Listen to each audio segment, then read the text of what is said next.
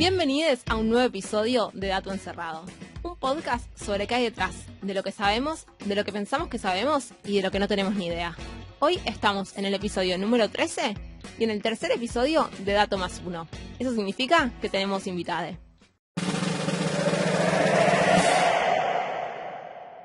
Bueno, yo les voy a plantear una situación hipotética y yo les voy a pedir que se concentren y que usen su imaginación porque quizás, digamos, las estoy llevando por una historia un poco complicada, pero bueno, hagan su mejor esfuerzo, ¿ok? Entonces imagínense que viven en una ciudad bastante grande con una situación habitacional crítica donde es cada vez más difícil conseguir una vivienda, tanto por la inflación como por el aumento casi nulo de los salarios cada año. Avísenme más o menos cuando se puedan figurar eso y seguimos. Facilísimo. Yo no lo veo todavía, no me doy cuenta. Más o menos cuando tienen eso en la cabeza, imagínense que encima, o sea, hagan un esfuercito más, de repente cae una pandemia terrible que intensifica todos estos problemas que ustedes están viviendo. Garrón. Pobre gente, ¿no? Qué suerte que es la imaginación, menos mal. Sí, no, o sea, hagan un esfuerzo. Entonces la cosa es que, como la situación ya se hace insostenible, agarran la mochila y dicen, me voy a ir a la montaña, voy a buscar una cueva para bancar hasta que esto más o menos pase. Pero como suele pasar cada vez que uno tiene una buena idea, en general hubo 100 personas antes que ya la tuvieron, con lo cual cuando ustedes llegan a esa cueva, hay 100 personas, está hasta las manos la cueva. Una clandes. Claro, exactamente. Y para poder mantener el distanciamiento social, se empiezan a meter cada vez más y más adentro de la cueva hasta que llegan a un lugar en el que ya ni llega la luz del sol. Pero bueno, dicen, es lo que es, digamos, me tendría que haber acordado antes. Entonces, eventualmente, el Nokia 1100 se queda sin batería, así que ya no tienen linterna, no pueden saber ni qué hora es. Pero bueno, ya se acostumbran a la oscuridad y se quedan ahí.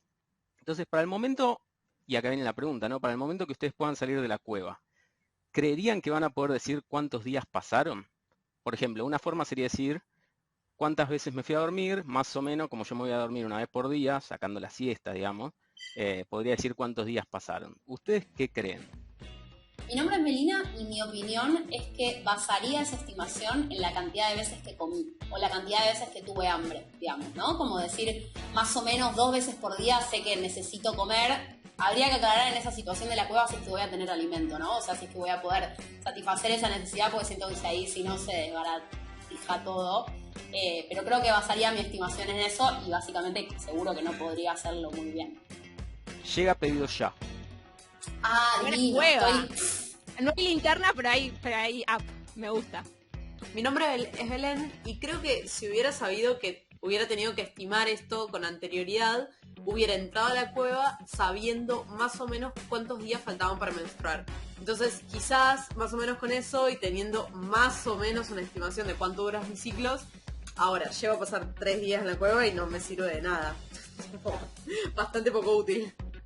Mi nombre es Rocío y creo que no hay chances de que yo pudiera estimar esto bien. No confío ni un poco en mis estimaciones.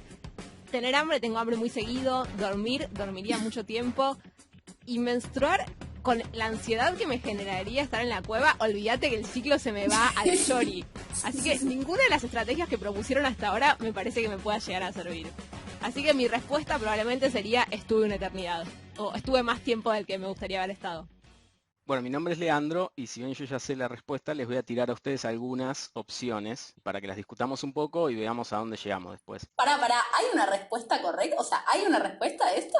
Claro, sí, hay una respuesta. Y van a ver cómo las obtuvimos esas respuestas, que es lo más divertido de todo. ¡Qué emoción!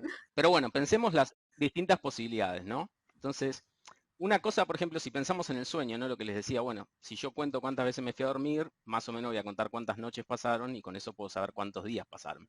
Pero lo que podría pasar es que yo me vaya a dormir solamente de forma random cada vez que estoy cansado, me voy a dormir, me levanto, entonces eso puede ser totalmente aleatorio y eventualmente la cuenta de los días no tiene nada que ver con las de afuera. Otra podría ser que en realidad no, más o menos en promedio todos los días me vaya a dormir exactamente a la misma hora o aproximadamente, y bueno, en ese caso tendría una buena medida de cuántos días pasaron al momento de salir. Ahora, esto de alguna forma hay que experimentarlo, así que o bien tenemos que agarrar la mochila e irnos a la cueva ahora, o bien buscar un poquito en internet y ver que hace como 50 años a un tipo se le ocurrió hacer esto, un tipo que no trabajaba en sueño, pero le encantaban las cuevas, se llamaba Michel Siffré, un francés, y el tipo agarró y se fue a vivir por 2 meses adentro de una cueva, casi en un glaciar prácticamente, y fue tomando notas de todo lo que le pasaba, de cuánto dormía, qué sé yo, y cuando salió no tenía la más mínima idea de cuántos días habían pasado, le pifió como por 10 días de menos. Pero no contento con esto, dijo, no, este experimento no fue suficiente, así que se fue a Texas, a un sistema de cuevas, y se pasó 6 meses abajo de la tierra, con un par de libros, de paso escribía una tesis y cosas así. Es la persona mejor preparada para una cuarentena que existió en la vida. O sea, nunca nadie estuvo tan listo para esto. Estaba pensando exactamente lo mismo. Totalmente, 6 meses, ¿no? Increíble. Pero bueno, esto, si bien es una increíble experiencia, no es un experimento. Bien, digamos, las condiciones no estaban muy bien controladas, el tipo tenía linterna, tenía todo, estaba como súper instalado en la cueva, un bacán. Perdón, lo que seguro que no tenía era luz solar, ¿no? O sea, estaba bien metidito dentro de la cueva, no tenía ningún parámetro externo de qué es lo que estaba ocurriendo. No tenía luz solar, por supuesto. Y en general hasta la temperatura permanece muy constante porque está muy aislado del medio ambiente. Pero unos 40 años antes de eso, un tipo que se llamaba Nathaniel Kleitman, que es uno de los investigadores padres de la ciencia del sueño, ya había estado haciendo experimentos en bunkers que habían quedado de la Primera Guerra Mundial, y lo que él hacía era aislar gente en estos bunkers, y básicamente tenía un grupo de becarios, obviamente, que trabajaban para él, y él ya había descrito que cuando uno está en aislamiento ambiental, pierde un poco la noción del tiempo que pasa, principalmente porque uno ya no se va a dormir y se despierta cada 24 horas.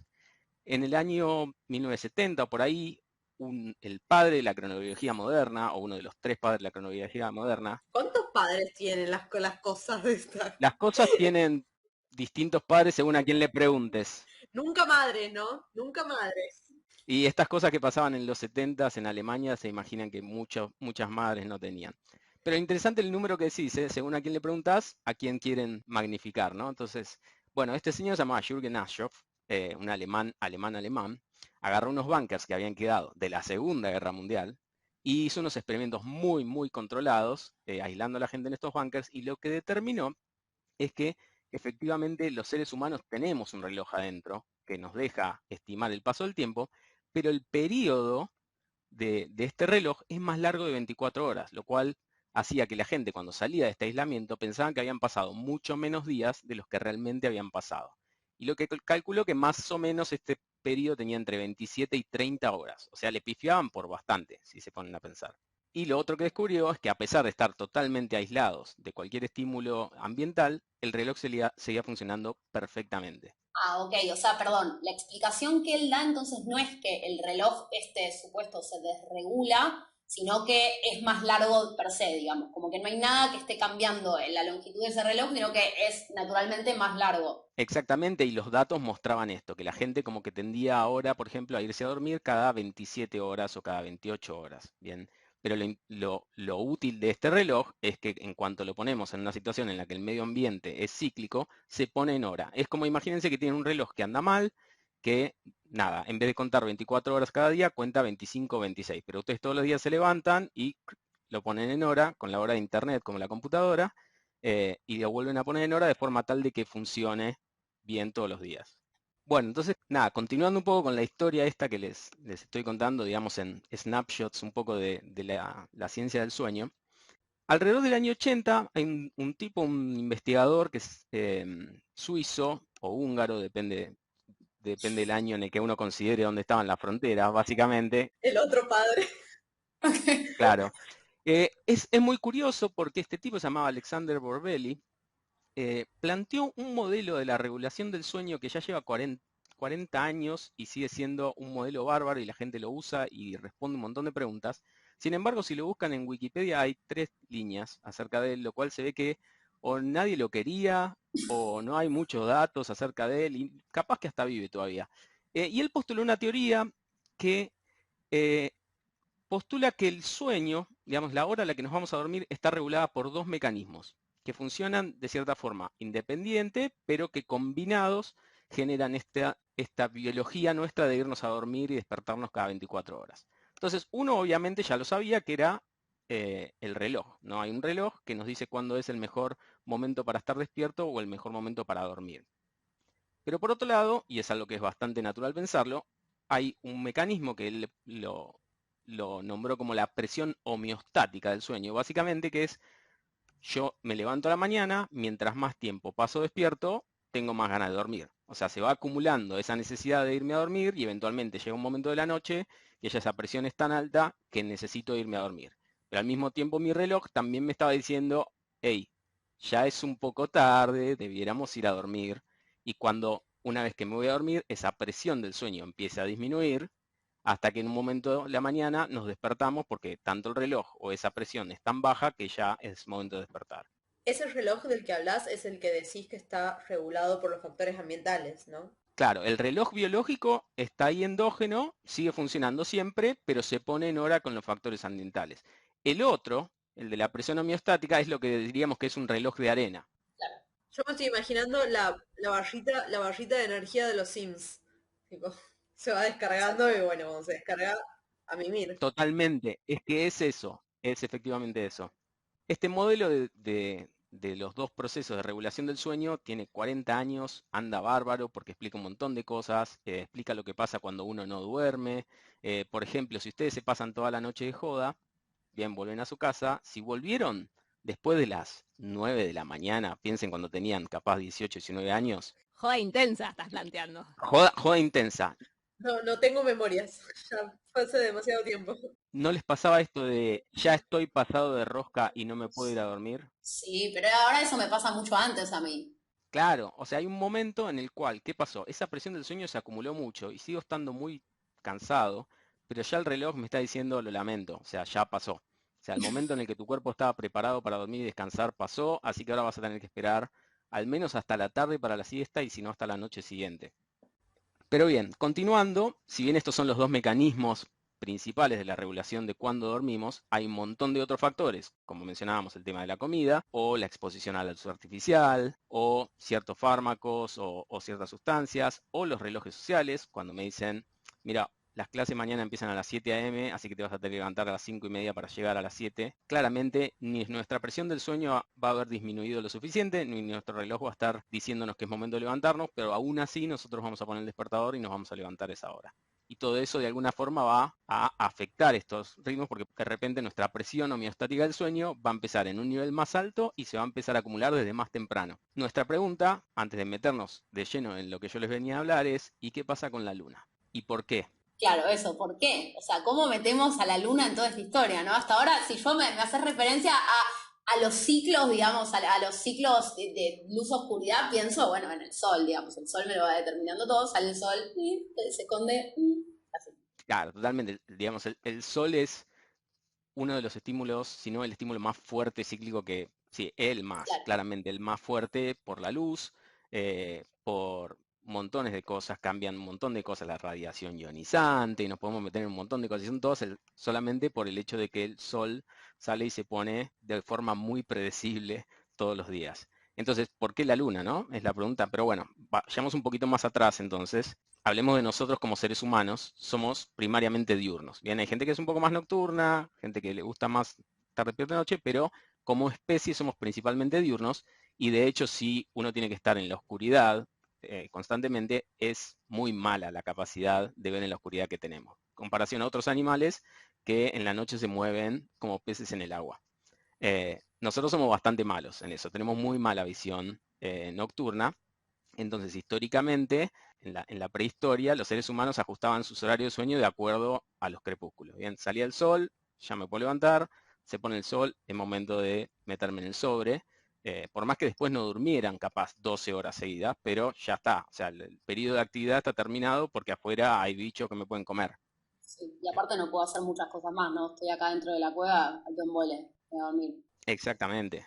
Una vez que los seres humanos empiezan a manejar el fuego y a desarrollar fuentes de luz, digamos, artificiales, esos horarios de vigilia se empezaron a extender. La jodita, ahora, Exactamente, ahora caía el sol y es como, bueno, vamos al fogón. exactamente. Y quédate con eso que dijiste, porque lo vamos a ver un poco más adelante, es que en general se extiende el atardecer, ¿no? No es que se extiende la mañana. Claro, nunca levantarse antes de lo que sale el sol. Totalmente. Y eso es importante, ya van a ver por qué. Entonces, ¿por qué nosotros nos interesamos en la Luna? Bien, primero y principal porque la Luna es increíble, ¿no? Es un fenómeno increíble y todos los pueblos, toda la historia de la humanidad, la gente estuvo obsesionada con la luna porque es un fenómeno increíble. Y segundo, porque si bien nosotros vivimos en ciudades muy grandes en las cuales estamos muy poco acostumbrados a prestarle atención a la luna, salvo que seamos astrónomos, aficionados a la astronomía, o cuando en la tele dicen se viene la super luna roja del amor eterno, o alguna de esas cosas en las cuales salimos y miramos a ver qué pasa, o hay un eclipse. O seamos simplemente muy nerds. Totalmente. Pero aún así, hay mucha gente nerd que vos le preguntás en qué fase de la luna estamos y no te van a poder decir exactamente. Nosotros vivimos en ciudades que están hiperiluminadas todo el tiempo. Uno puede salir a la calle Corrientes a las 2 de la mañana y es casi imposible ver las estrellas de la cantidad de luz artificial que hay. Con lo cual, nos pasa muy desapercibido los fenómenos lunares. Sin embargo, sería muy ingenuo pensar que en las sociedades que no tenían luz artificial, que esa luna súper brillante que salía en la noche y que es tan brillante que te permite, digamos, básicamente hasta leer un libro abajo de una luna llena, sería muy ingenuo pensar que esa luna no tenía ninguna importancia para estas poblaciones prehistóricas. Claro, o sea, noche de luna llena era la oportunidad de hacer jodita antes de que existiera la luz artificial. Totalmente, si alguna vez, o sea, seguro alguna vez lo hicieron, digamos, si van a acampar a algún lugar donde no hay luz artificial y hay una luna llena, es como si te dieran un par de veladores dando vuelta por ahí, o sea, se ve todo. Y por otro lado, no vamos a mentir, sabemos que para muchos organismos sobre la Tierra la Luna es muy relevante en su fisiología. Esto no sería algo que sacamos de la galera, sino que sabemos, por ejemplo, que la Luna produce sobre la Tierra el fenómeno de las mareas. O sea, la combinación del efecto gravitatorio del Sol con la Luna produce las distintas mareas. Estas mareas tienen un periodo de alrededor de 12 horas y media, más o menos, y para todos los organismos que viven en las costas del mar o de los grandes lagos, las mareas son muy relevantes y obviamente evolucionaron para que su fisiología esté adaptada a estos cambios cíclicos producidos por las mareas. Entonces, por ejemplo, los cangrejos que viven en las costas de las bahías o de los grandes lagos, tienen unos ritmos de actividad que están muy atados a la marea alta y la marea baja. Y ustedes los llevan al laboratorio, donde solo, si quieren pueden emular parte de esto y los bichos siguen mostrando ese comportamiento muy atado al periodo de las mareas. Y ellos llaman ritmos circamareales. Por otro lado, la luna, como estábamos diciendo, tiene este ritmo de estar arriba del horizonte brillando o no, básicamente. Hay un ciclo que dura alrededor de 29 días y medio, en el que la luna va creciendo, después va decreciendo y al mismo tiempo va saliendo a distintos horarios del día. Y hay animales para los cuales esa luz es muy relevante. Por ejemplo, si ustedes van a Formosa o digamos a toda la selva, la región selvática que hay en el norte de Argentina, unos monos que se llaman los monos búhos, y son monos que son muy activos durante los crepúsculos. Es decir, cuando el sol está bajando, la luz no es muy fuerte, y una vez que el sol se pone, tienden a estar más quietos. Básicamente porque no tienen gran visión en la oscuridad, pero con un poquito de luz se manejan muy bien. Lo que se ve en estos monos búhos es que siguen además el ciclo de la luna perfectamente, porque dicen, bueno, ya pasó el crepúsculo, no hay sol, pero de repente está la luna ahí arriba, entonces puedo seguir de joda. Y lo que ven, si ustedes siguen la actividad de estos monos a lo largo de todo el ciclo lunar, es que prácticamente están siguiendo la luna. O sea, Claro. están activos siempre en los crepúsculos, pero en cuanto sale la luna salen y en cuanto se pone la luna se vuelven a guardar. Pero lo que saben que es por la luna, porque si sacás esos... Digo, también podría ser que simplemente los monos estén activos con cierto umbral de luz. Es muy probable, es muy probable. Yo no creo que hayan hecho estos experimentos en un laboratorio. Es muy probable que lo sea. Sin embargo, eso es correcto lo que decís, es una diferencia muy importante, pero bueno, de todas formas es un estímulo ambiental cíclico que modifica la fisiología de alguna forma de estos animales, digamos. O sea, si en lugar de la luna hubiera una otra cosa, una bola con luz, nada, pasaría lo mismo. Solo que lo que está generando esa fuente de luz es la luna y ya, de ahí la importancia, digamos. Claro, pero hay casos, como decía recién Lean, de los cangrejos, que los llevas al laboratorio, no podés simular las mareas y siguen cumpliendo ese ciclo. Entonces hay cosas que vos podés decir, bueno, efectivamente respetan el ciclo de tal cosa porque los cambiaste de hábitat y viste que lo seguían respetando. En este caso no te puedes llevar un mono búho a la ciudad y ver qué pasa, digamos, si con un farol de la calle les alcanza para salir a jugar. Me encantan todos estos comentarios porque demuestran que cómo a través de la deducción uno puede postular cosas que son parte de la teoría fundamental de, por ejemplo, en este caso, la cronobiología. Que lo que ustedes están describiendo es la diferencia entre un ritmo endógeno, bien, a lo que ya está dentro del organismo, y lo que conocemos como procesos de enmascaramiento. Es decir, que hay un estímulo que te modifica agudamente, pero que si vos quitas ese estímulo, hay otra cosa que persiste y que no hubieras visto ese fenómeno si no hubieras agregado ese factor ahí en el medio. Y no nos vamos a meter mucho en eso, pero me encanta porque básicamente están describiendo las bases de los distintos fenómenos cronobiológicos. Ay, gracias, Lean. La conclusión de esto es que somos las madres de la cronobiología que la cronobiología todavía no tenía. Me encantó, me encantó, me encantó, me encantó. Bueno, entonces, está bien, esos son los animales. Nosotros somos seres humanos que obviamente somos una especie superior, que no estamos atados obviamente al medio ambiente, hacemos lo que queremos. Obviamente, nosotros no fuimos los primeros en pensar, bueno, veamos si la luna tiene algún efecto en la fisiología humana. En el año 2013, un equipo en Suiza lo que hizo fue agarrar un montón de registros que ellos ya tenían de pacientes que se habían quedado a dormir en el laboratorio de sueño. En general no se quedan más de 1 o 2 días, y lo que hicieron es agarrar un conjunto de datos que tenían y dijeron, bueno, vamos a poner a cada uno de estos registros que tenemos, ordenémoslos dentro del ciclo lunar y veamos si hay algún tipo de patrón emergente. Y los tipos publicaron un paper que en ese momento fue súper popular, en el que mostraban que a lo largo del ciclo lunar parecía que la gente dormía un poco más y dormía un poco más temprano alrededor de la luna nueva, y que alrededor de la luna llena parecía que dormían un poco menos y que se iban a acostar un poco más tarde. Después, el año siguiente, un grupo en Suecia, que sorprendentemente es otro país. Suiza y Suecia aparentemente son países distintos. Uno tiene chocolate y paraísos fiscales, y el otro es el otro. Claro, es una buena forma de distinguirlos.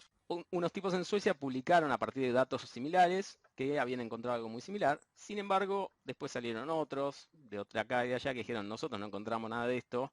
Su caso es simplemente es que solamente porque ustedes encontraron algo positivo lo dijeron, pero nosotros en nuestros laboratorios no lo encontramos y esto no existe. Una pregunta, esto que vos estás diciendo que encuentran, o sea, esta evidencia experimental iría de la mano con lo que hubiéramos pensado, ¿no? Lo que decíamos un poco al principio en relación a, bueno, si tengo luz, sigo la jodita un poquitito más. O sea, sería más o menos esa evidencia de lo que hubiéramos pensado que le servía a los que vivían en las cavernas. Pero hasta ahí, porque estás hablando de ciudades, dormir en laboratorio, o sea, estás hablando de ciudades y en la actualidad que a priori diríamos, prendo la luz del balcón y tengo luz. O sea, no es que si no había luna llena no había luz para seguir la jodita. No, total, pero lo que digo es como pensando de dónde puede haber salido eso, tiene sentido que eso hubiera sido por ahí el origen o cómo se interpretaba ese fenómeno hace muchos años. Totalmente, y digamos, estos tipos estaban detectando cambios sutiles, digamos, los cambios en esta población que estaban describiendo eran de alrededor de 20 minutos, que si bien es muy relevante, eran datos sutiles que uno se imagina que si uno no puede controlar las condiciones del experimento, digamos, son cambios que son muy difíciles de detectar. Y ahora, digamos, voy a expandirme un poco sobre eso. Bueno, la cosa es que otros tipos que tenían también datos de laboratorio dijeron, no, nosotros no encontramos esto. Los otros le contestaron, no, pero el problema es que tus datos sí, y el otro decía, no, pero tus datos. Bueno, la cosa que desde 2013 hasta ahora, tipo, eso quedó ahí. Mucha gente decía que, bueno, no, que no puede ser, porque la luna es, digamos, es la luna, nosotros somos seres humanos, bueno, etcétera. El gran problema que tenían estos tipos que publicaron estos datos es que, de nuevo, los datos no eran longitudinales, es decir, no es que seguían a una persona a lo largo de todo el ciclo, lo cual es un problema. ¿Por qué? Porque todos somos distintos, algunos dormimos más, otros dormimos menos, algunos nos gusta dormir hasta más tarde y acostarnos un poco más tarde, y otras personas que les gusta levantarse temprano. Y si vos metés toda esa variación encima en una sola población, esas diferencias son tan grandes que una diferencia sutil a lo largo del ciclo lunar se te va a diluir totalmente. Y además, estos datos eran datos de laboratorio de sueño, en aislamiento. O sea que tampoco era que en realidad los tipos estaban sujetos a ver la luna, digamos. Ni siquiera sabían si estaba la luna. Estaban en una habitación cerrada que no tenían, digamos, ningún tipo de estímulo ambiental. Sí, perdón, que no tenían ningún estímulo ambiental y ni siquiera es que estaban con su libre voluntad al 100%. Digo, vas a hacer un experimento y te dicen, ahora te tengo que irte a dormir y te vas a dormir. Es, digamos, menos ecológico todavía que en sus casas por ahí que te vas a dormir cuando te pinta. Totalmente. De hecho, lo que se hace es, bueno, la gente entra al laboratorio y a una cierta hora le apagan la luz y dicen, vos dormite cuando quieras, pero la luz se apagan ahora. O sea, ya está. No pueden ni celular, ni computadora, ni nada. Y es un factor, ¿no? Es ver, bueno, a partir del momento que se apagan las luces, ¿a qué hora te vas a dormir? Y los tipos veían eso, que la gente parecía quedarse dormida más tarde alrededor de la luna llena. Pero bueno, el secreto de por qué a nosotros nos interesó este tema es porque yo les conté de los cangrejos, les conté de los monos búhos.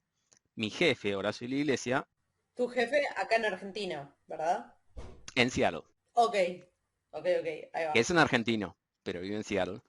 Es el momento de que spoilemos qué es lo que tiene de particular este episodio, ¿no? Que digo, episodio 13 y seguimos innovando. Y es que no nos vas a contar un trabajo que descargaste de internet y leíste, sino que nos vas a contar algo que hiciste vos. O ustedes, mejor dicho.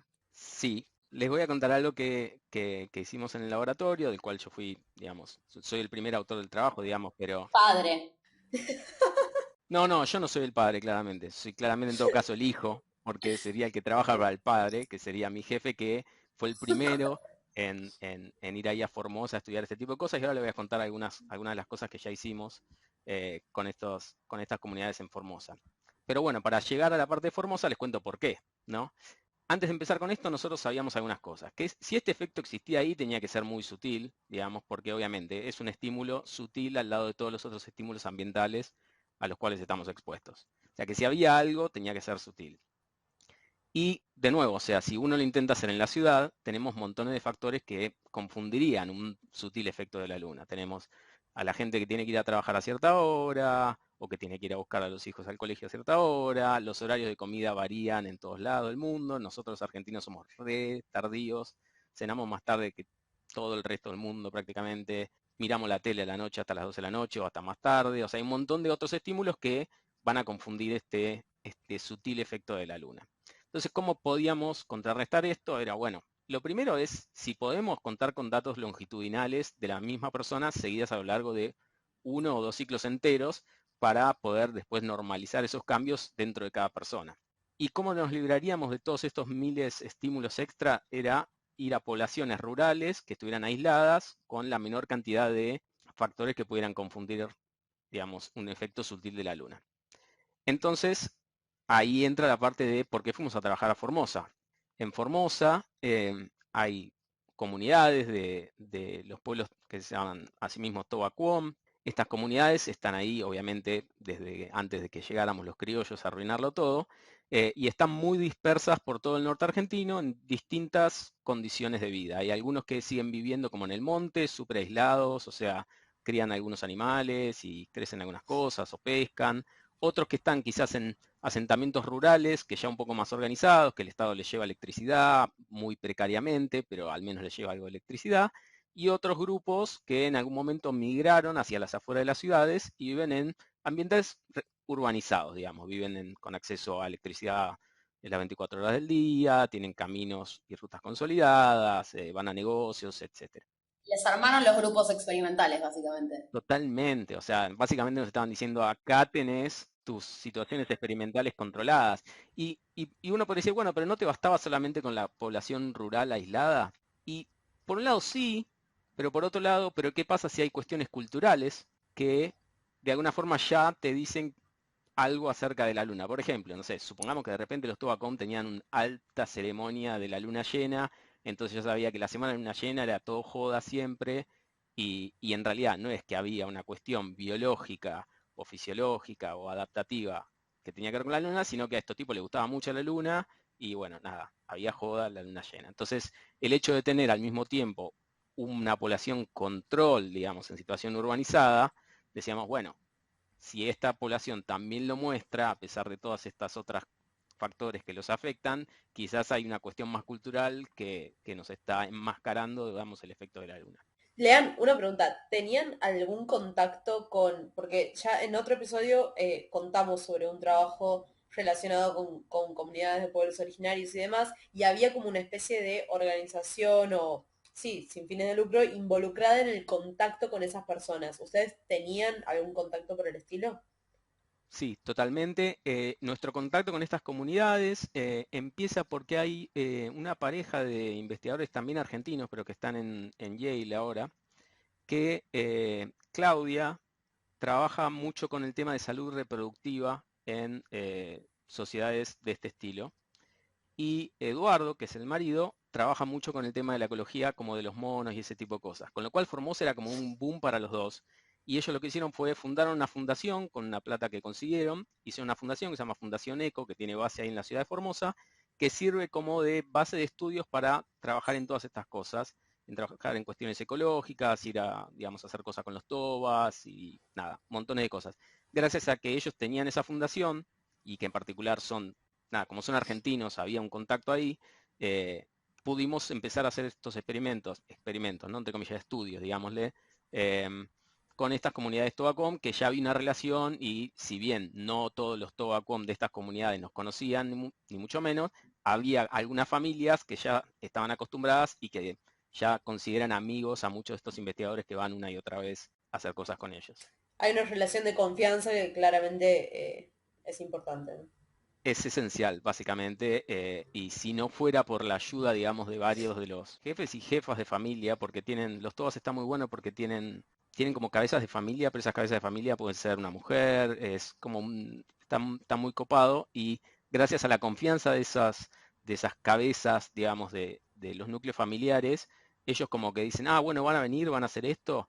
Bueno, agarran y se comunican con todos los familiares, che, va a venir Horacio, va a venir Leandro, va a venir Claudia, así que nada, tal día tienen que estar acá porque vamos a hacer tal cosa y, digamos, la gente de confianza de ellos aparece. Es realmente muy loco, o sea, sin ellos nada de todo esto que les voy a contar hubiera sido posible, o sea, es totalmente invaluable. Obviamente nosotros vamos para allá y siempre, antes de ir, los llamamos y les decimos qué hace falta, digamos, qué les está faltando ahora, tratamos de juntarlo para llevarlo para allá. Es una de las partes emotivas del trabajo. Se los estoy contando todo muy frío así, pero bueno, es una experiencia ir a trabajar a estas comunidades, especialmente a los que están ahí metidos en el monte, que tienen muy poco contacto con los asentamientos urbanos. Muchos de ellos a veces ni siquiera van por meses, salvo que tengan que ir al médico, digamos, alguna cosa así. En general no tienen mucho contacto con las ciudades, digamos.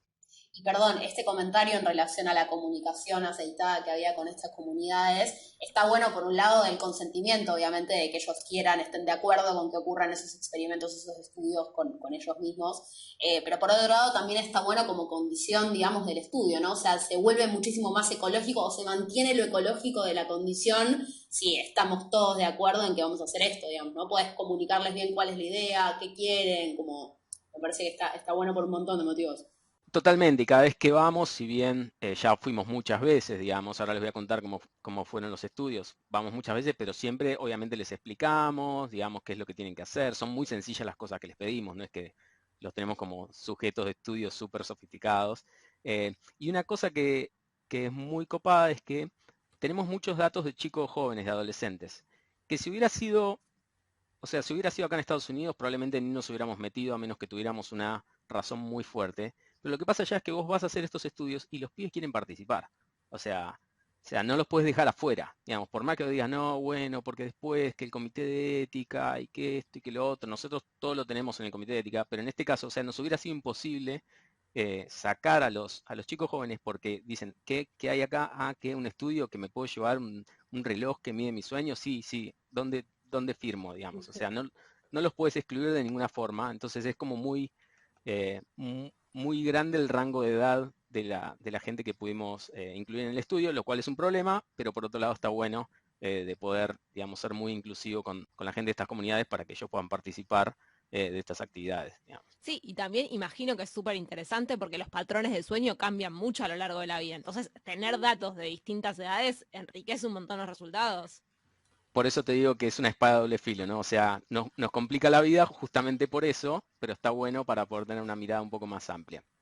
Pero bueno, sigo entonces. Con estas comunidades ya habíamos empezado a trabajar, el laboratorio empezó a trabajar con ellos hace como 10 años y justamente por lo que decían ustedes, que es una condición experimental ideal, pudimos ver algunas cosas que tienen que ver con cómo el acceso a la luz eléctrica puede modificar nuestros hábitos de sueño.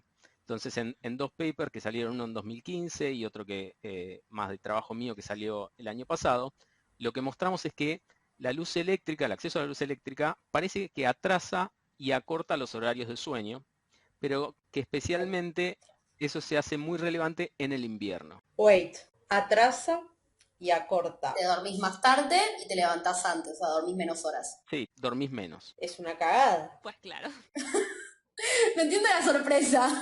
claro. No, yo estaba digiriendo. A ver, eso no quiere decir, nosotros no estamos diciendo acá, que no es que duermas de menos, ¿no? Dormís menos. No vamos a decir, no, no dormís lo suficiente. Esto pasa en estas comunidades, que son comunidades muy particulares, la mayoría de ellos no trabajan, digamos, tienen asistencia del gobierno, muchas veces tienen trabajos, digamos, pequeños o changas o ese tipo de cosas. O sea, es una población muy particular. Obviamente en las ciudades cambia la cosa, ¿no? Hay gente que duerme muy poco. Digamos. En este caso lo que vimos nosotros es que en comparación a la comunidad que vivía más aislada, la gente que tenía acceso a la luz eléctrica dormía menos y un poco más tarde. Y especialmente esto se veía magnificado en invierno. Una pregunta antes, Lean. ¿Esta comparación es entre la gente que vive en el monte y los otros dos grupos o entre monte y el intermedio, digamos, y los más urbanizados? En estos estudios era solamente la gente que vivía sin acceso a luz eléctrica, Sí. nada, cero, contra los que vivían afuera de la ciudad, que tenían Ok. acceso a luz eléctrica todo el Sin tiempo. el grupo intermedio, digamos, los dos Sin el grupo extremos intermedio. comparados. Perfecto. ¿Y por qué en invierno se veía magnificado? Y es que justamente en invierno la luz eléctrica se hace mucho más útil y mucho más relevante que en el verano, porque en el verano tenemos un montón de horas de luz natural, o sea que hay, no solo necesitamos menos horas de luz eléctrica, sino que además ya recibimos tanto sol durante el día que el reloj, de alguna forma, ya es como que ya tuvo suficiente estímulo, un poquito más de luz eléctrica no me va a cambiar mucho. Pero en el invierno, cuando se pone el sol muy temprano, en general esta gente que tiene acceso a luz eléctrica y tira unas 3, 4 horitas más de luz eléctrica. Y de nuevo, volviendo a lo que discutimos antes, no lo hacen a la mañana, lo hacen a la tarde. Entonces lo que pasa es que siguen pateando para adelante un poco más el horario de sueño, a comparación con los que están en el monte, que una vez que se puso el sol y un rato más y ya me voy a dormir.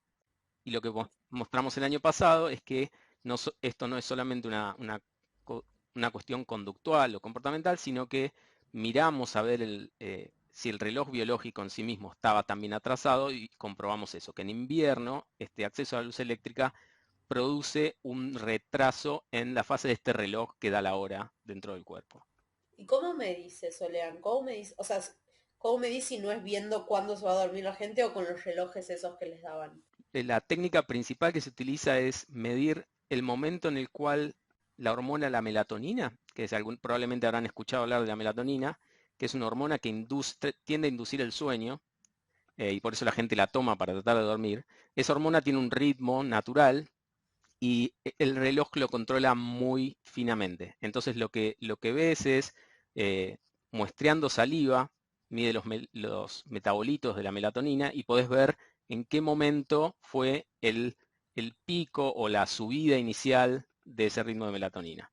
Qué oportuno que se pueda medir con saliva. Tipo, te soluciona la vida. Sí, no es fácil, ¿no? Es un garrón igual. O sea, claro, el muestreo es medio intenso. Sí, en condiciones de laboratorio se hace con sangre porque es mucho más fácil, mucho más sensible todo. En el campo lo que hacemos es, estamos ahí con los TOBAS y le decimos escupí en este tubito una vez por hora, pero no mires a la luz eléctrica porque la luz degrada la melatonina y no te muevas mucho porque si aumentas el metabolismo se degrada la melatonina. Bueno, es complicado y después tenés que ponerlas todas en hielo y transportarlas al laboratorio, etcétera. Pero bueno, se hace. Lo hicimos y vimos que en invierno la gente que tenía acceso a luz eléctrica esta fase de la melatonina estaba atrasada. O sea que eso que habíamos visto a nivel del comportamiento estaba reflejado por el reloj. Vengo de nuevo con una pregunta de qué se compara con qué. En invierno estaba atrasada respecto al grupo del monte y o respecto a las mismas personas en verano. Bueno, depende cómo lo mires, porque ¿qué pasa? Nosotros medimos todo en relación al momento en el que se pone el sol. Ok, perfecto. Esa es la respuesta entonces. Para poder saber cuándo suceden las cosas en relación al ritmo natural. Entonces, es más difícil comparar verano contra invierno, porque bueno, también la hora reloj era distinta. Pero con respecto a los que estaban en el monte, estaba atrasado. Y algo que no tiene nada que ver con mi trabajo, pero gente del laboratorio que está estudiando estas cosas estacionales en gente en las ciudades, también vemos mucho, por ejemplo, en los estudiantes que en invierno, a pesar de que hay menos luz y uno pensaría que el verano es el más lindo para la joda, en invierno se van a dormir más tarde. Justamente creemos que tiene que ver con esto, ¿no? Como vos tendés a usar mucho la luz eléctrica en la tarde y tuviste poca luz del sol durante el día, en el invierno te tira más hacia más tarde justamente, y en el verano, que tenés un montón de luz natural, estás muy bien sincronizado con el medio ambiente, digamos. Claro, y un poco en verano, como ya sabés que el sol se pone tarde, ya una vez que se puso el sol, lo entendés como una clave de, bueno, hay que estar cerrando el día. En invierno se puso el sol, prendiste la luz y seguís tirando para adelante hasta que de golpe decís, che, son las 11 de la noche, debería cenar. Sí, eso, y además sumale que en el verano el sol sale temprano, entonces ya te empieza a estimular y a decirte la hora desde muy temprano. En invierno, como sale más tarde, tu día natural empieza más tarde también. Es como que tu reloj empieza a recibir esa señal más tarde durante el día. Y si encima después vos le tirás luz eléctrica al final, lo estás empujando un par de horas más allá. Y es muy claro lo que pasa en los estudiantes, y nosotros lo vimos con estas comunidades. ¿Con cuánta gente trabajaron? ¿Qué tamaño era la muestra, digamos? Bueno, entonces metámonos en el tema de cómo hicimos este estudio del que les voy a hablar. Esto trabajamos con alrededor de 30 personas en cada una de estas 3 comunidades que yo les describí. Fueron, creo que un total de 100 personas llegamos a registrar. Una bocha. Sí, sí, bastante más. Ojo, tuvimos que ir 3 años seguidos a hacer esto, ¿no? No fue que fuimos un día, hicimos 100 registros. Intensito, claro. Claro.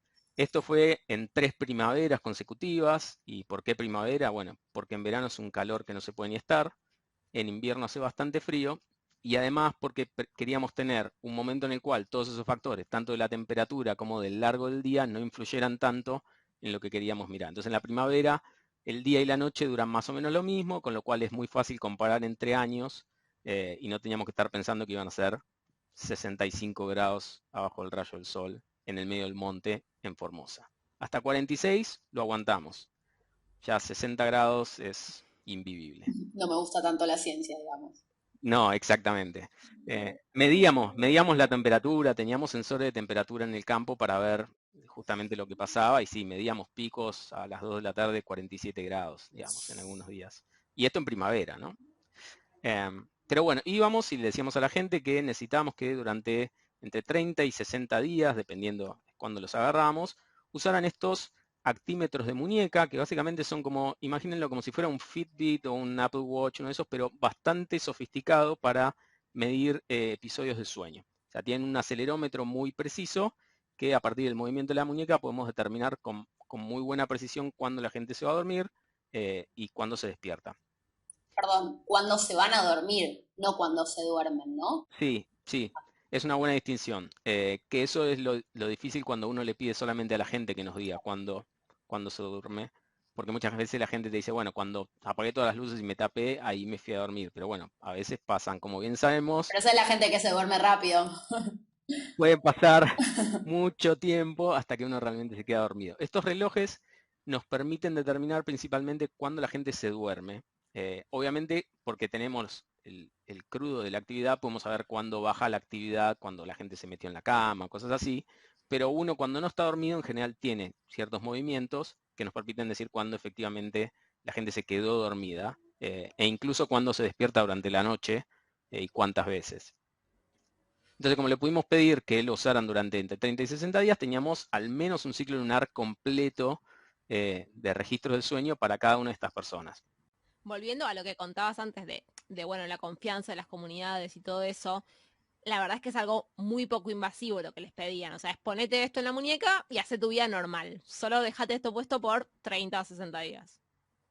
Totalmente, lo cual no quiere decir que todos lo hicieran perfectamente. Mira, muchas veces veíamos que había gente que se lo sacaba. Además, digamos, hay gente que también, si bien tiene confianza para participar, tampoco que te confía ciegamente. Entonces, por ejemplo, a veces nos pasaba que algún participante, nada, se ponía el reloj y a 2 o 3 días, no sé, tenía fiebre un día, y es tipo, no, lo que pasa es que este reloj me dio fiebre, chao, ese participante, nada, lo perdíamos, digamos. Claro. Con lo cual, de estos 100 participantes que pudimos registrar, de una buena cantidad de ellos los registros fueron muy pobres y los tuvimos que sacar eventualmente, pero digamos, tuvimos alrededor de 90 personas con registros muy buenos a lo largo de varias semanas. Entonces, mientras estábamos en todo esto, nada, decíamos, bueno, ¿qué esperamos ver de estos datos? Entonces, lo primero que decíamos era que, bueno, si llegamos a encontrar algo que ya era digamos, ya era bingo, o sea, si encontramos algo, obviamente este efecto iba a estar centrado en la luna llena, obviamente la luna brillante bien grande ahí en el cielo, o en la luna nueva cuando no hay luna. O sea, todo oscuro o todo luminoso. Si hay algún efecto, tiene que estar, estos van a tener que ser los extremos de este efecto. Y lo otro que esperábamos es que, bueno, obviamente la gente que vive en las afueras de las ciudades que tienen acceso a luz eléctrica 24/7, esto no va a estar ahí porque a quién le importa qué tan brillante está la luna si yo puedo prender la luz del baño y es más brillante, mucho más brillante que la luz de la luna. Entonces, bueno, vamos a ver qué pasó. Les voy a contar. Lo primero y sorprendente que nos pasó es que cuando empezamos a ver, al menos a nivel poblacional, los datos de estas comunidades, veíamos que en las 3 comunidades había patrones exactamente idénticos en lo que tenía que ver con la hora a la que se iban a dormir, o la hora a la que se dormían, básicamente, y cuánto dormían. Y puesto muy básicamente, lo que vimos es que en los días previos a la luna llena, no específicamente en la noche de luna llena, pero en la semana previa a la luna llena, la gente se iba a dormir más tarde, o sea, se dormía efectivamente más tarde y también dormía menos en esas noches. Y eso lo vimos, son patrones poblacionales muy claros y que además eran calcados en las 3 comunidades, sin importar si tenían acceso a luz eléctrica o no. Ahí ya cantaron bingo fuerte, o sea, gritaron bingo. Ahí canté bingo muy fuerte, después corrí el análisis 17 veces seguidas más para verificar que no estaba metiendo yo mismo un artefacto en el medio.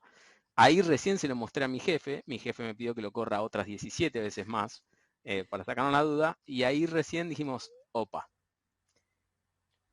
Obviamente, sabemos que los que tienen acceso a luz eléctrica dormían menos, que ya se iban a dormir más tarde por naturaleza, entre comillas, pero aún así, aún con esas diferencias digamos, en la media, veíamos que los patrones eran idénticos. Más nos sorprendió cuando dijimos, bueno, pero esto es un patrón poblacional o esto existe en cada persona tiene un patrón en sí misma o esto solamente lo podemos ver porque estamos viendo una población entera. Entonces miramos los registros individuales de cada sujeto y lo que vimos es que 2/3 de los participantes tenían modulación de los horarios y la duración del sueño a lo largo del ciclo lunar. Y en general, en promedio, todos ellos tendían a dormirse más tarde, las noches anteriores a la luna llena, y a dormir menos en estas noches. Era muy, muy consistente. Y en promedio, digamos, a lo largo de estos ciclos, detectamos que estas variaciones podían ser de entre 30 minutos, 40 minutos, había algunos que tenían hasta diferencias de 1 hora a lo largo del mes, lo cual en términos de sueño es un montón. O sea, ya si hubiéramos encontrado 15 minutos hubiéramos estado locos, pero ya encontrar un promedio de variación de 30 minutos era una locura. Y que además estuvieran presentes en los participantes que vivían con acceso a luz eléctrica las 24 horas. Eso nos rompió la cabeza y como que nos cambió totalmente la forma de pensar en este estudio que estaba ahí como una cosa divertida para hacer. De repente teníamos un fenómeno muy consistente que había que explicar de alguna forma, o tratar al menos, ¿no? ¿Esto, Lean, fue durante tu doctorado o tu postdoctorado? Esto fue durante mi postdoctorado, mi segundo postdoctorado, el primero de ellos que compartimos laboratorio, algunos de nosotros, pero después mi segundo postdoctorado, cuando vine acá a Estados Unidos, yo ya estaba trabajando en este proyecto, porque cuando estaba en Argentina lo que hacía era tomaba las muestras que venían de estos participantes todas y hice algunas cosas con genética y cosas así. Entonces ya estaba involucrado en este trabajo desde antes de irme a Estados Unidos. Pero cuando vine acá, como que agarré la posta con el tema del proyecto de la Luna, digamos. Pero yo ya estaba trabajando en los proyectos TOBAS, digamos. Me gusta que se llame el proyecto de la luna. Sí, sí. Qué loco. Bueno, o sea, se pusieron a pensar el porqué de esto. Sí, a ver, yo les voy a contar qué es lo que creemos nosotros, ¿no? Porque, a ver, de lo que yo les dije ya, una de nuestras hipótesis aparentemente no se estaba confirmando, que era que los ritmos no parecían estar centrados en la luna llena y en la luna nueva. Había como un corrimiento, digamos, como que estaban un poco adelantados, ¿no? Como que lo que nosotros esperábamos ver en la luna llena estaba ocurriendo un poco antes y lo que esperábamos ver en la luna nueva estaba un poco antes también. Entonces nos pusimos a pensar, bueno, ¿qué pasa? Porque una cosa es, bueno, si te da una persona así, bueno, si te da una de las 3 poblaciones así todavía, pero que todos los sujetos, si vos los mirás, todos estén muy consistentemente alrededor de estas semifases, ¿no? O sea, como justo antes de la luna llena, justo antes de la luna nueva, algo puede haber ahí. Entonces, ahí nos pusimos a pensar qué pasa a lo largo del ciclo lunar. Entonces, hablábamos antes, bueno, está la luna llena y la luna nueva es cuando la luna llena está totalmente iluminada, es la más brillante de todas, y la luna nueva es cuando ni siquiera está sobre el horizonte y no, básicamente no le da la luz del sol. Pero lo otro que pasa es que la luna en realidad sale todos los días a una hora distinta, no es que sale exactamente siempre a la misma hora. Y lo que hace es que va saliendo todos los días 50 minutos más tarde. Entonces, si hoy a la noche sale a las 7 de la tarde, mañana va a ser 7:50 y así. O sea que mientras va creciendo, ese horario de salir de la luna se va haciendo cada vez más cercano al atardecer, justamente porque está totalmente del otro lado, o sea, está el sol de un lado, la Tierra, y justo del otro lado va saliendo la luna y ahí es cuando está más llena. En las noches anteriores a la luna llena, la luna todavía no está llena, pero ya está muy brillante, y lo que tiene es que el sol se pone y la luna ya está ahí arriba. ¿Okay? O sea, es tipo, bueno, se apagó el sol, pero todavía tenemos luna. Claro, ya está la luz prendida. Después de la luna llena, lo que va pasando es que la luna sale cada vez más tarde. Entonces lo que pasa es que se pone el sol y hay que bancar un rato hasta que salga la luna como para iluminar. O sea que puede haber un lapso de 2 horas, 3 horas, hasta que efectivamente sale la luna. Entonces ahí dijimos, bueno, ¿qué ruido hace un árbol cuando se cae en el bosque si no hay nadie para escucharlo? Y nosotros dijimos, ¿qué tan útil es la luna si ya te fuiste a dormir hace 2 horas? ¿No? ¿Qué importa que sea tan brillante la luna si vos ya te fuiste a dormir? Entonces dijimos, bueno, pará, entonces capaz no es la luna llena, sino es que esté la luna y que me sea útil para estar afuera y para aprovechar esa luz. Entonces dijimos, bueno, a ver, pensemos entonces que hay como una fase de luz de luna llena, bien, que es cada vez que después del atardecer tenemos 4 o 5 horas de luna sobre el horizonte que está brillante. Y por otro lado, en la luna nueva, no solo la noche de la luna nueva, sino todas esas noches anteriores en las cuales en todas estas horas después del atardecer no hay luz de luna. Cuando miramos los datos bajo esta nueva perspectiva de la fase, cuadraba perfecto. O sea, veíamos perfectamente que en esta fase de luna llena, de luz de luna llena, la gente se dormía más tarde y dormía menos, y que en la fase de luz de luna nueva, o sea, que no había luz de luna, la gente se dormía más temprano y dormía más. Qué loco. Esa es nuestra teoría, es como que quizás estos patrones que vemos representan una suerte de adaptación al hecho de tener la luna disponible. Y volviendo a lo que estábamos hablando antes, no es que veíamos que cuando la luna estaba presente antes del amanecer la gente se despertaba para usarla. ¿Por qué? Porque los seres humanos tendemos a extender la vigilia a la tarde, pero no a levantarnos más temprano. O sea que de alguna forma nuestro uso de la luz eléctrica estaba emulando lo que pasa con la luna, ¿no? Utilizamos la luna para poder quedarnos despiertos más tiempo después del atardecer, pero no para levantarnos temprano para salir a visitar a un amigo. Entonces, che, mañana hay luna a la mañana, así que tipo 4 te toco la puerta, tomamos unos mates. No. Te caigo con media luna. Exacto, pero a la noche, hey, hoy hay luna, capaz nos podemos encontrar, tomamos una cervecita. Y esto, a su vez, y esto no lo dije antes para no spoilear, los tobas nos contaban que antaño las noches de luna se consideraban las noches en las que uno podía intimar con alguien de una familia cercana, porque bueno, uno podía salir al monte. Se veía algo, digamos. No te mataba una araña venenosa mortal. Ya, no te comía un yaguareté de repente en la selva porque estabas caminando de noche oscura. Con lo cual, esto era parte de las razones por las cuales dijimos, sí, ¿por qué no estudiamos esto con estas comunidades? Porque ya ellos nos comentaban como que tradicionalmente incluso las usaban para ir a pescar o para ir a cazar, porque bueno, básicamente podían salir de ese pequeño asentamiento que tenían y salir al monte porque la luna los iluminaba. O sea que efectivamente sí existía, como decías antes, un ritual alrededor de la luna, de la presencia de la luna propia de la comunidad. Pero no era un ritual cultural, o sea, ellos nunca nos lo expresaban como decir, no, lo que pasa es que la luna es la diosa que protege la casa. O claro, la completamente físico, claro, se veía, puedo salir. Claro, porque se veía. Ahora, y ahí vengo a cuestionarme la segunda hipótesis. Entonces, ¿por qué lo veíamos en la gente que tenía luz eléctrica? Porque ahí ya era irrelevante la luz de la luna, ¿no? Y cuando nos pusimos a pensar, dijimos, bueno, pará, si lo vemos en esta población que vive con acceso a luz eléctrica 24/7, ¿Qué pasa si vamos a un lugar incluso más urbanizado? ¿Qué pasa si vamos a Seattle, que es donde vivimos nosotros, que es una ciudad súper grande, quizás no tan grande como Buenos Aires, pero una ciudad súper importante, súper iluminada, rascacielos, a la noche? No, y aparte era una comunidad por fuera de los Tobacuom, que digo, si bien venía estas tres condiciones distintas, podía ser que hubiera algo muy fuerte de la comunidad Tobacuom que te estuviera tirando todo para ese lado. Totalmente, eso es súper importante también. Eh, y si bien el problema fue que, nada, de repente teníamos todos estos datos buenísimos, ahora no podemos salir a reclutar ahora de repente gente para esto. ¿Por qué?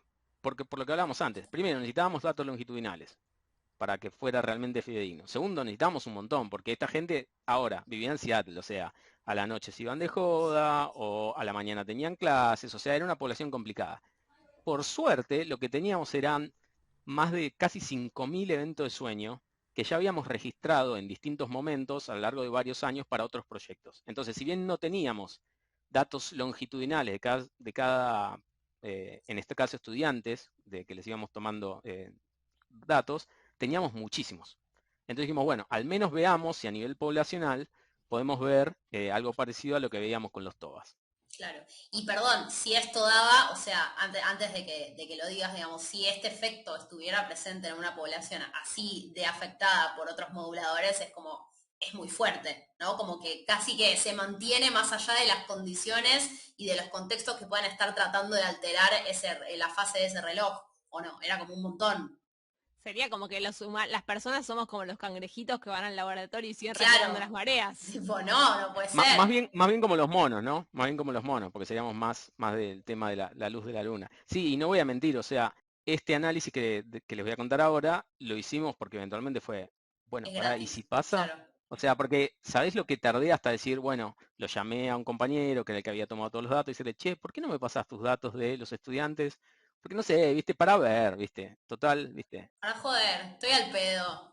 claro. El famoso, esto no va a dar nada, pero si llega a dar, me vuelvo loco. Exacto. Aparte, yo me lo imagino a Lean haciendo algo que obviamente no hizo, pero es teniendo como pilas de registros de cuándo hubo lunas y mirando así dedito por dedito de qué día tiene el dato y qué luna hubo ese día. Me resulta con un cafecito así por meses.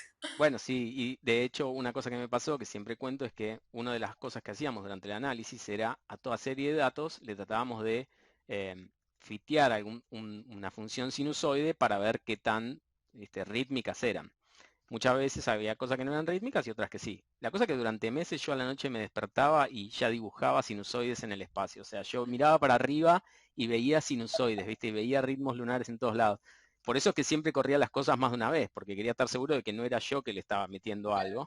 Y cuando agarré los datos de los estudiantes, les corrimos el análisis y eran exactamente iguales a lo de los TOBA, dijimos, no, esto no puede ser. O sea, esto explota. Efectivamente, para los estudiantes, y de nuevo, en este caso son datos poblacionales, o sea, no lo pudimos ver para cada uno de los estudiantes, pero si uno miraba los datos de la población entera, lo que se veía claramente era que en las noches anteriores a la luna llena se dormían más tarde y dormían menos. O sea, calcado a lo que habíamos visto con los TOBAs. Y el paper que publicamos, del que les estoy hablando, terminó ahí, pero nosotros seguimos colectando datos porque dijimos, esto ya está, esto es la mina de oro, o sea, hay que seguir colectando datos. Y después sí, efectivamente, pudimos confirmar que durante la pandemia, cuando la gente ya no tenía que levantarse súper temprano para ir a trabajar, no tenía que subirse al colectivo, se podía dormir a la hora que quería, como que podía regular mucho mejor las horas de sueño, lo pudimos detectar longitudinalmente en individuos en una ciudad como Seattle, bajo las condiciones del aislamiento, digamos, por la pandemia, ¿no? Obviamente esto sería mucho más difícil medir cuando la gente tiene obligaciones sociales de todo tipo, trabajo, clases, digamos, partido de fútbol americano, etcétera. Pero durante la pandemia, en el verano, cuando la gente estaba súper metida en sus casas y controlando sus propios horarios, lo vimos perfecto al punto que detectamos sujetos con diferencias de horas largas a lo largo del ciclo lunar. Es una locura. Yo creo que no estamos reaccionando con el nivel de explosión porque ya aparte de esto te lo habíamos escuchado en otra charla y ahí no fue cuando nos explotó el cerebro, pero realmente es una locura. O sea, es algo que a priori hubiéramos dicho, ¿qué tiene que ver la luna con nosotros civilizados? Somos lo más capo de todos, no sé qué, y pumba. Totalmente, y de hecho, bueno, un montón de gente obviamente reaccionó a este paper como diciendo, esto no puede ser, digamos, acá tiene que haber truco, o sea, Me imagino que todo el proceso con los revisores debe haber sido algo agradable, hermoso de atravesar, como muy lindo. sí, yo creo que una de las virtudes de este trabajo es que algunos años antes, después de esta polémica que hubo con estos trabajos anteriores, algunos capos de la cronología sacaron como algunas notas de opinión en la que decían, bueno, todo esto que pasó con la Luna no está claro, la Luna yo creería que no tiene ningún efecto, si alguien quiere probar que hay un efecto, lo que va a necesitar son datos longitudinales en poblaciones controladas, o sea, todo lo que nosotros logramos hacer en este estudio eran todas las cosas que los tipos decían, bueno, si queremos mostrar esto, tiene que ser en estas condiciones porque si no va a ser imposible. Y yo creo que eso nos ayudó muchísimo en el proceso de revisión. Ahora ya no se podían hacer los boludos, digo. Ya dijeron que se tenía que hacer de esta manera, lo hicieron, bueno, hay que creer un poco. Claro. Claro, y de hecho, por suerte tuvimos los datos de los estudiantes, porque después la otra crítica podría haber sido la que estábamos diciendo. No, capaz son los tobas. O sea, estos tobas que bardean con la luna y no lo vas a ver nunca más. Eh, pero bueno, un poco venimos a rescatar a esta gente que hace 8 años había publicado este paper, que de hecho todos nos escribieron como diciendo, me siento, viste, revalorizado. O sea, ahora siento que mi trabajo se revalorizó gracias a ustedes. Y es tipo, bueno, sí, o sea, nosotros tampoco podíamos decir si sus datos eran efectivamente la aposta o no. Nosotros fuimos, hicimos esto y qué loco, coincidió con lo que decían ustedes, las magnitudes son muy parecidas porque digamos, las diferencias promedio que encontramos. Lo único que en nuestro caso nosotros encontramos esto, que es que este patrón no es exacto, luna llena versus luna nueva. Pero bueno, fue una historia divertida en ese sentido, que nos contactó mucha gente que estaba interesada, un montón de gente nos contactó como diciendo, yo esto lo re sabía, porque, viste, mi abuela siempre me lo decía, y tipo, sí, y tu abuela no barría de noche, por ejemplo, también, digamos, hay un montón de cosas que uno cree que, que la sabe, y creo que recordé esa consigna de ustedes del podcast de cosas que uno cree que sabe o cree que no sabe, y a veces es al revés, ¿no? Pero bueno, en este caso un montón de gente dijo, nosotros ya lo sabíamos, estos científicos están siempre preguntándose cosas que ya sabíamos. Las obvias. Sí, pero hacete el experimento, mamita.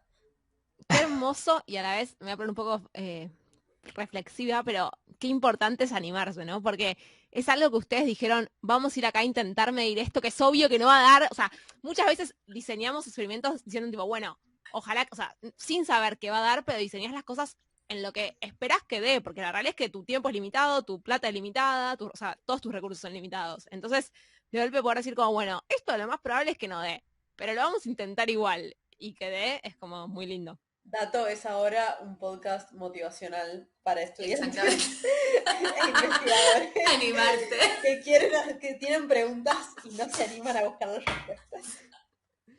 Bueno, una cosa interesante acerca de eso es que para el laboratorio había una gran red de seguridad para esto, que era que, está bien, si no encontrábamos nada de la Luna, al menos teníamos bocha de datos de estas comunidades que podíamos seguir buscando 1000 cosas en esos datos, porque son datos súper valiosos, son longitudinales, tenemos de todos los géneros, de un montón de edades, o sea, esos datos se le pueden seguir sacando jugo para un montón de cosas más. Para mí, que me pasé 1 año y medio dándole vuelta al tema de la Luna, si esto no andaba, ya está, era la muerte de mi postdoc, porque el análisis de estos datos fue muy difícil, primero porque había que romper con un montón de barreras que uno ya se ponía, es tipo, bueno, el efecto va a ser luna llena contra luna nueva. Entonces nos pasamos 6 meses simplemente mirando cositas ahí, la noche de luna llena contra la luna nueva y las de al lado, y mirando a ver cómo baja la actividad, y un día digo, pero ¿por qué estamos tan obsesionados con esto? ¿Por qué no miramos las cosas desde arriba, miramos todo el patrón, lo integramos y de repente empezaron a salir cosas y ahí fue como que, wow, había algo, pero lo estábamos buscando en donde nosotros lo queríamos ver y no estaba ahí, estaba un poquito más allá, había que abrir un poco y eso yo creo Un que, poquitito antes. claro, para mí fue el aprendizaje más grande de este trabajo fue eso, ¿no? A veces no, uno por esos bloqueos mentales por tratar de confirmar sus propias creencias antes de analizar los datos, justamente se tapa los costados, ¿no? Como que no ve el conjunto de las cosas. Pero bueno, estuve 1 año y medio analizando los datos y bueno, construyendo los modelos. Hubo varias revisiones del paper en el medio hasta que eventualmente salió en otra revista, ¿no? Pero bueno, si quieren, nada, les voy dando algunas conclusiones, así como para ir un poco cerrando. Nada, entonces, ¿qué es lo que me gustaría que se lleven, más allá de todo lo divertido que fue grabar esto? que nada, que nosotros mostramos en este trabajo que la duración y el momento que dormimos varía con el ciclo lunar, aparentemente, y aparentemente es más corto y se da más tarde en la semana anterior a la luna llena, y que esto incluso lo podemos ver en poblaciones urbanas, lo cual nos sugiere que esto quizás no sea la luz de la luna lo que lo está dirigiendo. ¿Cuáles serán esos estímulos que provienen del ciclo lunar? Está por verse. Tenemos algunas hipótesis, pero bueno, nos queda mucho por trabajar en esto. Y lo otro muy loco es que lo podemos entender como un fenómeno muy parecido a lo que pasa con la luz eléctrica, lo que estamos discutiendo, ¿no? Usamos la luz eléctrica para quedarnos despiertos de la noche. Antes no había luz eléctrica, así que usábamos la luna. Cuando la luna estaba afuera, podíamos estar un tiempo más dando vueltas o nada, haciendo lo que quisiéramos. ¿Nos quedan preguntas abiertas? Sí, montones. O sea, yo les hablé al principio hace un rato de los dos procesos que regulan el sueño. Bien, el proceso miostático, que dice que mientras más tiempo despierto me paso, más ganas me da de dormir, y por otro lado tengo un reloj que me dice a qué hora tengo que dormir. ¿Cuál de estos dos procesos está siendo afectado?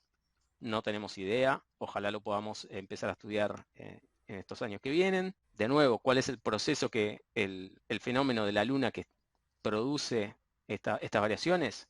No lo sabemos. Puede ser que no sea la luna, pero en algún momento, como dicen que dijo Einstein, porque viste que con Einstein siempre hay un montón de frases ahí que nunca nadie sabe si las dijo o no las dijo, dicen que decía que le gustaba pensar que la luna estaba ahí aunque uno no la esté mirando.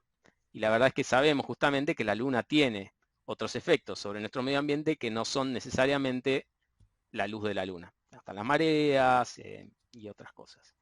¿Cuál es el valor adaptativo de estos ritmos lunares? Y bueno, por un lado podría ser esto que hablábamos de repente tengo más horas para estar afuera haciendo cualquier tipo de actividad. Algunos proponen que, bueno, ¿qué pasa si, por ejemplo, genera un nicho temporal para la reproducción, ¿no? De repente, si estas personas decían que utilizaban las noches de luna para ir a encontrarse con otras personas, para hacer que se reproducían, por ejemplo, quizás de alguna forma se establecía un nicho temporal para que ocurran estos eventos. Y otro paper que salió junto con el nuestro, que hablaba un poco del tema del ciclo menstrual en relación al ciclo lunar, medio que tiraba para ese lado, en cierta forma. Pero bueno, quedan tantas cosas. Tantas preguntas, demasiadas. ¿Decís que venís para la temporada 3 de Dato con más respuestas? Te tenemos que decir cuándo sale la temporada 3 para eso, pero no. No sé, varias de estas preguntas las queremos tratar de empezar a responder con un grant que vamos a pedir de mucha guita para hacer experimentos bien controlados, cosas en laboratorio, etc. En Argentina. Algunas cosas con los TOBAs en Argentina, pero algunos experimentos que serían acá en Seattle en laboratorios de sueño. Perfecto. Pero eso sí sale, porque sale muy caro, y si no sale el subsidio se harán, y si no, no. Pero algo que a mí me gustaría hacer ahora a mi vuelta a Argentina es ver si podemos empezar a detectar estos patrones en otros niveles. O sea, si podemos encontrar algunos marcadores de la propia actividad de la gente que nos permitan ver esto a gran escala, digamos. Entonces, que no sale tanta plata, porque es cuestión de ver de dónde sacamos los datos, digamos, y después ponerse a trabajar en la compu. Pero bueno, sería una forma de ver qué otras herramientas tenemos para estudiarlos, ¿no? Y ver de qué forma. O sea, ¿estás diciendo cosas tipo horas de uso de redes sociales, cosas de ese estilo o cosas fisiológicas? Sí, o sea, y ahora ya se lo dijiste a todos, ahora me lo van a re-robar. O sea, esa era una de las cosas que estábamos haciendo. O sea, No importa, se edita, esto lo vamos a cortar. Editame, sí, por favor editame. Sí, esa sería la idea, ver de qué formas podemos a gran escala medir el comportamiento de las personas, que de alguna forma nos refleje sus horarios de sueño o algo que tenga que ver con el sueño, para ver si tenemos otras herramientas que no son necesariamente irse al monte a pedirle a la gente que use estos relojes durante 2 meses, cosa que sale plata, es difícil, hay que organizarlo con mucho tiempo, requiere un montón de cuestiones burocráticas y operativas, porque tenés que mandar a alguien que esté 2 meses ahí, controlando que la gente los use, bueno, etcétera. Pero bueno, nada, estas son las preguntas que quedan abiertas, algunas de ellas trataremos de contestarlas. Hermoso. Bueno, Lean, muchísimas gracias por esta charla maravillosa. Esperamos que la hayas pasado casi tan bien como nosotras. Yo no sé ustedes, chicas, pero estoy segura de que de ahora en más voy a estar mucho más pendiente de dónde está la luna, por lo menos para ofrecerme a mí misma explicaciones de por qué me dormí tan tarde anoche. Por lo menos por eso. Así que con ustedes, oyentes y oyentas, nos vemos en el próximo episodio de Dato Encerrado la semana que viene. Y Lean, muchísimas gracias por esto nuevamente. No, gracias a ustedes. Acuérdense que nos pueden seguir en nuestras redes sociales, en Instagram, /datoencerrado, y si les gusta lo que hacemos para que el podcast pueda seguir creciendo, nos pueden invitar a tomar un cafecito en cafecito.app/datoencerrado. Nos vemos la próxima semana.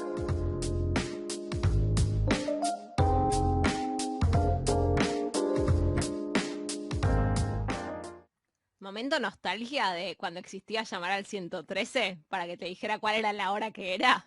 Totalmente. No, pará, yo no hice eso.